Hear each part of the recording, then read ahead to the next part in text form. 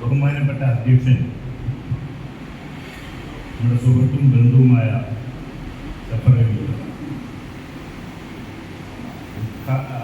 സ്വാഗത പ്രസംഗം നടത്തിയ ഞങ്ങളുടെയൊക്കെ നേതാവായ കാവുങ്കൽ ഫാമിലിയുടെ നേതാവായ ആശുർ നദ്വി, ആമുഖ പ്രസംഗം നടത്തിയ താജുദ്ദീൻ സാഹിബ്, ആരാധ്യനായ പുത്തൻപള്ളി ഇമാം, ഞാൻ നേരിട്ട് വലിയ പരിചയമില്ല, അദ്ദേഹത്തെ ഇപ്പോഴാണ് കണ്ടത്, നേരത്തെ കണ്ടിട്ടുണ്ടോന്ന്. ആരാധ്യനായ സദസ്സിലുള്ള നമ്മുടെയൊക്കെ കാരണവന്മാർ, വേദിയിലും സദസ്സിലുമുള്ള സുഹൃത്തുക്കളെ, എല്ലാവർക്കും അസ്സലാമു അലൈക്കും.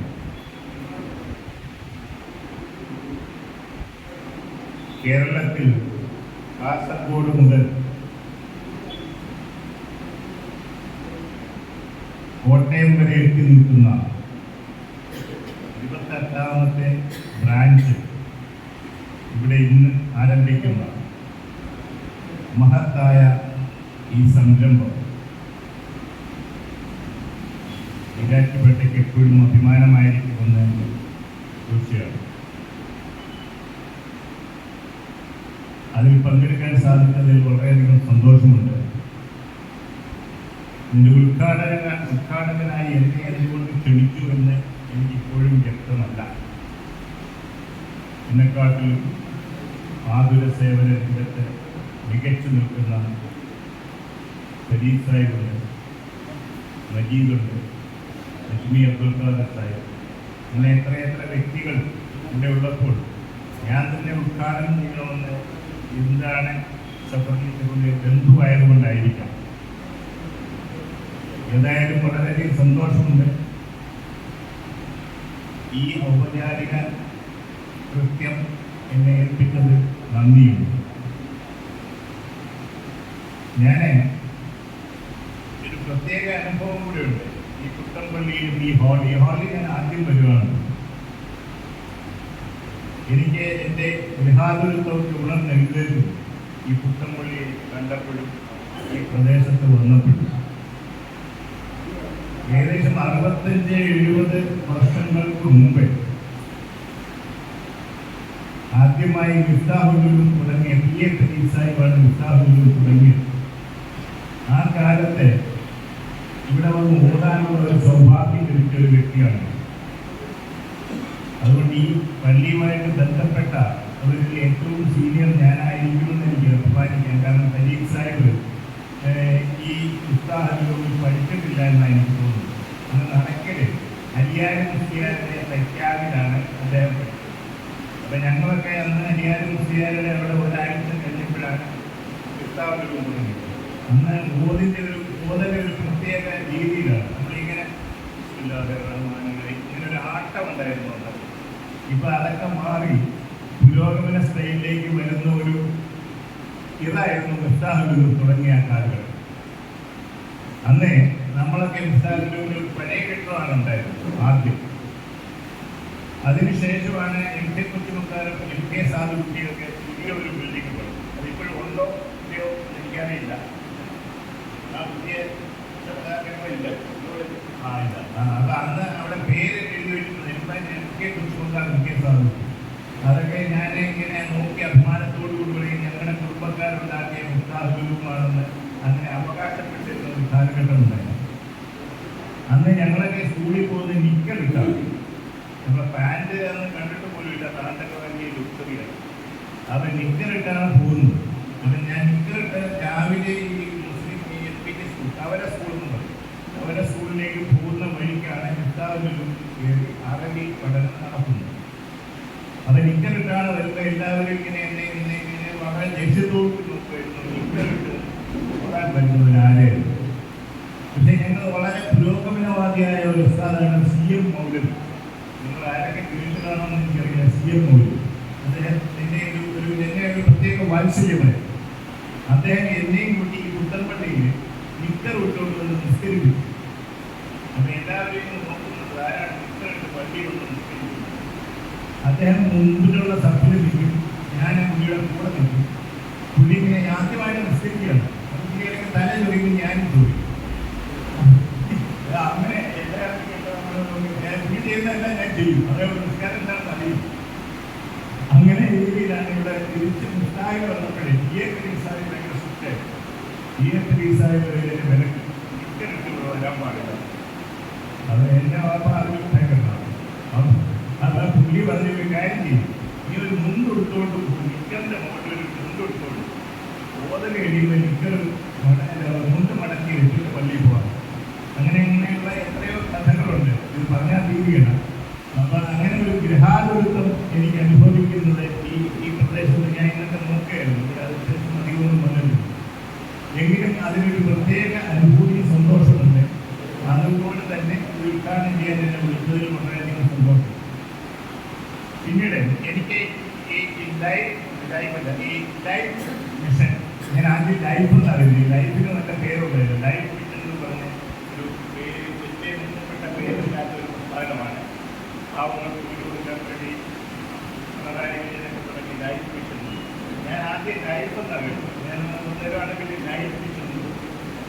അപ്പൊ ലൈഫ് മിഷൻ എന്നുള്ളത് അത് ലൈഫ് ചാരിറ്റബിൾ ട്രസ്റ്റ്. അത് വളരെ ബ്യൂട്ടിഫുൾ വേർഡാണ്. സൂര്യപ്രകാശം ജനങ്ങളിലേക്ക് പ്രകാശം ലഭിക്കുന്ന ഒരു സംരംഭമാണ്. എനിക്ക് അതിലും ഇഷ്ടപ്പെട്ടത് ഇതിന്റെ ടാഗ് ലൈനാണ്.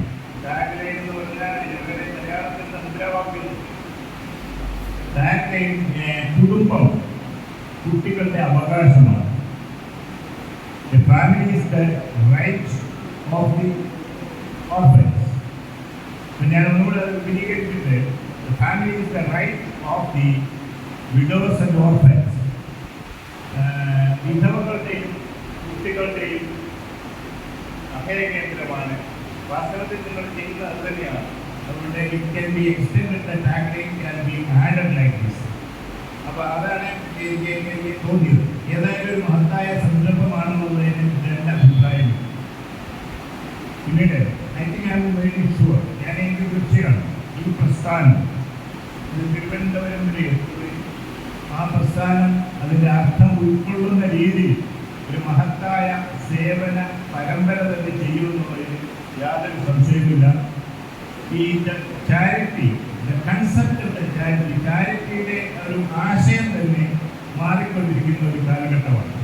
അപ്പൊ ആരോ പറഞ്ഞു ചാരിറ്റി എന്ന് പറഞ്ഞാൽ എല്ലാവരെയും വിളിച്ചുകൊണ്ട് ഭക്ഷണം കൊടുക്കുകയും അവർക്ക് പിന്നെ ബാക്കിയുള്ള വസ്തുക്കൾ കൊടുക്കുകയും മാത്രമാണെന്നുള്ള നിലയിൽ നിന്ന് concept of charity is going very high. ആരോ പറഞ്ഞിട്ടുണ്ട്, നിങ്ങളുടെ പിന്നെ പാവങ്ങൾക്ക് മീൻ കൊടുത്ത് അവരെ സഹായിക്കുന്നത്, മീൻ പിടിക്കാൻ വേണ്ടി അവരെ പഠിപ്പിക്കുകയാണ് ചെയ്യുന്നതെന്നുള്ളതാണ് ഈ പറഞ്ഞത്. എത്ര അർത്ഥവത്തായ ഒരു വാചകമാണ്.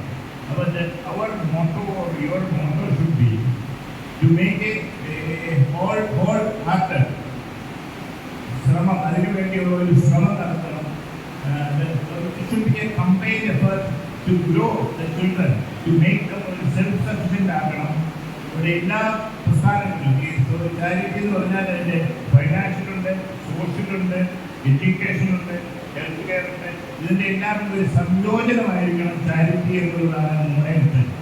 കുറേ യത്തീംഖാനകൾ മാത്രം ഉണ്ടാക്കുകയും കുറേ കുട്ടികൾക്ക് ഭക്ഷണം കൊടുക്കുന്ന അതിൽ നിന്ന് ഒരു വലിയ ആശയത്തിലേക്ക് പിന്നെ ഈ ചാരിറ്റികളും സേവനവും മാറണമെന്നുള്ളതാണ്.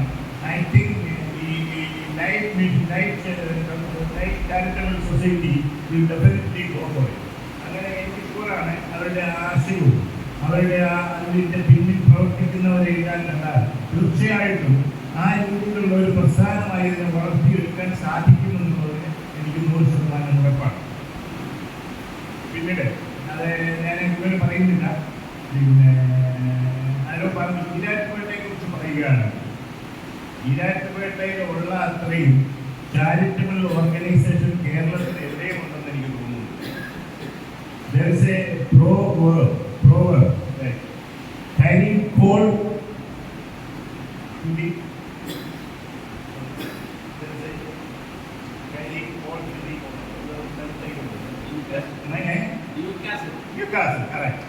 carrying coal to the Newcastle എന്ന് പറഞ്ഞൊരു പോകാറുണ്ട്. അതങ്ങനെയാണ്. Sorry, new respect and excuse to these people. അപ്പോൾ ഈ കോളിൻ്റെ ആസ്ഥാന കേന്ദ്രമാണ് ന്യൂകാസിൽ. അവിടേക്ക് കൽക്കരി കൊണ്ടുപോകുന്ന പോലെയാണോ ഈ ചാരിറ്റി ഓർഗനൈസേഷൻ ഈരാറ്റുപേട്ടയ്ക്ക് കൊണ്ടുവരുന്നത് എന്ന് എനിക്ക് ബലമായ സംശയമുണ്ട്. ഇത് തമാശ പറഞ്ഞിട്ടുള്ളൂ. അപ്പം ഏതായാലും ഈരാറ്റുപേട്ട ഈ ചാരിറ്റി ഓർഗനൈസേഷൻ എനിക്ക് എത്ര ഇവിടെ തന്നെ ഇരിക്കുന്നവരുണ്ട്. മരീസ് സാറുണ്ട്, കൊച്ചുമോഹനുണ്ട്, NPS ട്രസ്റ്റുണ്ട്, പിന്നെ കാതുണ്ട്, കരുണ ഉണ്ട്, പിന്നെ ടണലിനെ കണ്ടില്ല, ആഷിമിനെ കണ്ടില്ല, ആഷിമില്ല, ടണലിൻ്റെ ആഷിമില്ല, പിന്നെ ഒരു ഐഡിയൽ ട്രസ്റ്റ് ഉണ്ട്, പീർ മുഹമ്മദ് ഖാൻ. അതൊക്കെ ഈരാറ്റുപേട്ടയിൽ ഇങ്ങനെ എണ്ണിയാൽ തീരാത്ത ചാരിറ്റബിൾ ഓർഗനൈസേഷൻ ഉണ്ട്. പിന്നെ ഓക്കെ, ഹാറൂണിനെ കണ്ടില്ലോ,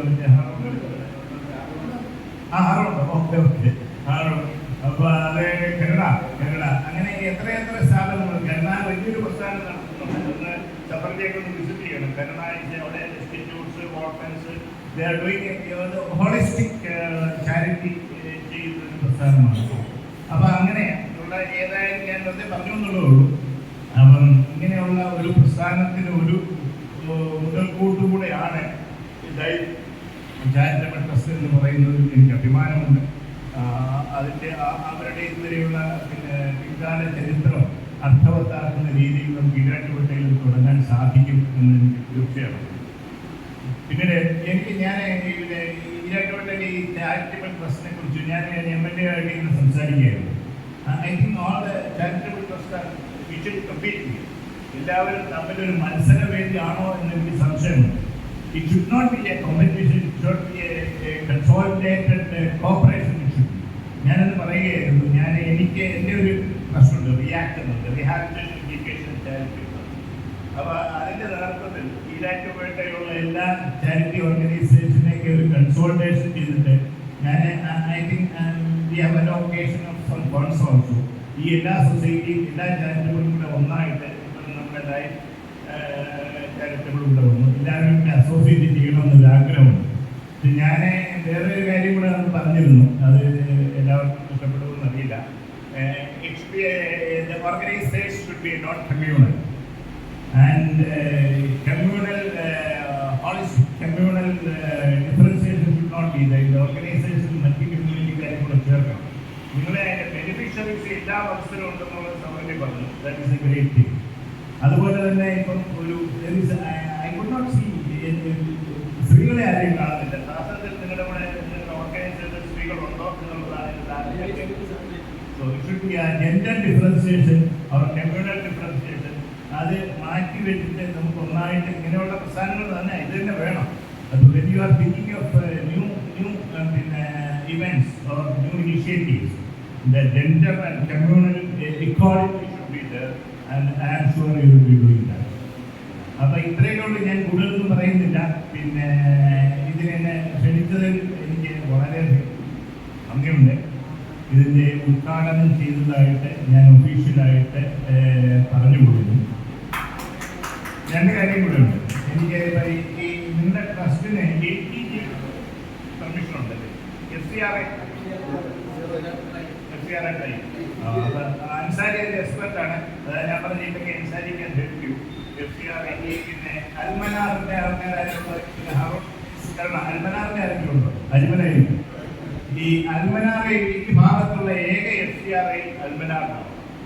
ഇപ്പൊ എത്രയോ 3-4 വർഷമായിട്ട് ഇവിടെ ഇന്ത്യയിലാരും കൊടുത്തിട്ടില്ല. അന്ന കാലത്ത് അൽമനാറിന് അന്ന് ഞാനാണ് അതിനെ ഹെൽപ്പ് ചെയ്തത്. അന്ന് ഞാൻ ഡൽഹിയിൽ നമ്മുടെ കോൺടാക്ട്സ് ഒക്കെ ഉണ്ടായിരുന്നു. അപ്പൊ ഇപ്പം നമുക്കറിയില്ല എന്താണെന്നുള്ളത്. അപ്പോൾ പിന്നെ ഇപ്പോഴേ ശ്രമിക്കാം. FCRAക്ക് എനിക്ക് എൻ്റെ കുറേ അറിവുകളൊക്കെ ഇവിടെ വന്നിരുന്നുണ്ട്. നമ്മുടെ സ്കൂളിലും അവര് സംഭാവനകൾ തരാൻ സമ്മതമാണ്, തയ്യാറാണ്. പക്ഷേ ഈ FCRA ഇല്ലാത്തത് കൊണ്ട് നമുക്ക് കിട്ടുകയില്ല. ഈ അൽമനാർ മുഖേന നിങ്ങൾ ഡയറക്റ്റ് ചെയ്യേണ്ടതല്ലേ ഈ FCRA? നിങ്ങളുടെ എപ്പോഴും വാലിഡ് ആണ് FCRA. കേരളത്തിൽ ഈരാറ്റോട്ടെ വേറെ ഒന്നിനും FCRA ഇല്ല. എസ്പെഷ്യലി നമ്മുടെ കമ്മ്യൂണിറ്റിക്ക് FCRA കൊടുക്കാറില്ല.